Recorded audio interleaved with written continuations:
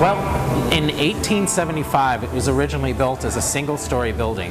There's some wood on the other side of the wall that actually shows where the original ceiling height was. And it's been everything from a Safeway to a Greyhound station. It's had many different it's been many different markets. In the 60s it was the Maple Cafe, which was not just a restaurant but also an ice cream shop and a candy store. And when the Maple Cafe was here, they had tables set up along this window as well. And within the last year, we've had a couple that comes in maybe once a month, and they sit at table 14, which is at the middle window on Perkins Street here. And my host one day just asked them why they always requested that table, because they would wait until that table was empty and then they would sit down there.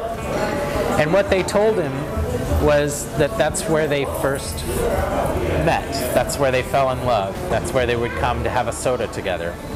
And they're still doing it 50 years later. We do a wide variety of music here.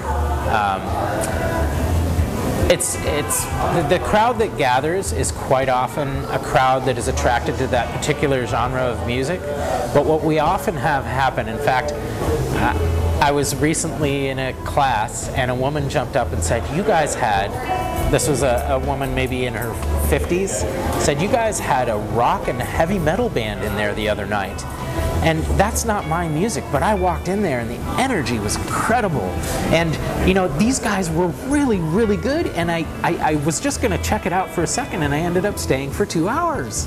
So that to me is really fantastic. Also, you know, we introduce different types of music to people. We introduce new foods to people. Hopefully now we're introducing some new beers to people.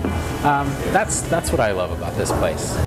Local food is a passion of my family's. Local food is produced by independent farmers and brought to us normally by them, and stuff that we use as fresh as it could possibly be. And, you know, having the money go directly to the farmer, not through a warehouse or a middleman, but directly to the farmer. Same with, you know, meats. Get lamb directly from Redwood Valley and hand a check directly to the rancher. Yeah, the Ukiah Brewing Company definitely is a kid-friendly place. We'll have 2 rules: no running, no screaming. As long as we can kind of conform to no running, no screaming, there's always children underfoot.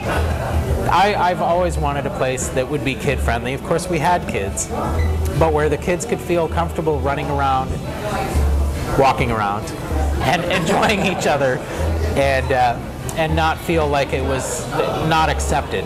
I think that's the kind of place where parents can really come and be comfortable and have their kids run amok with other kids and enjoy themselves. So I think that's important. I would love to see this business continue to grow and fit into the community. I want to see my community remain small. I want to see it remain a tight community where people meet each other and we get to know all our neighbors. And I'd love to see this company become employee-owned. I'd love to see a couple of folks step up and say, I think this is what I want to do for the next 10 years. And start transferring ownership of the company to them so that I can go to Argentina and do it all over again.